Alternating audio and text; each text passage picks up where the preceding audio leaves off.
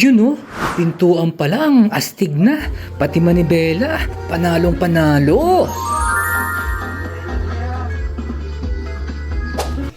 Yung rechargeable toy car na may kalakihan, na tipong kahit si Damulag ang sumakay, kayang-kaya. Pwede nga pala to sa mga batang may edad na 1 to 10 years old. Kaya sulit na sulit ka dito, Lods. Kalalakihan na nila to.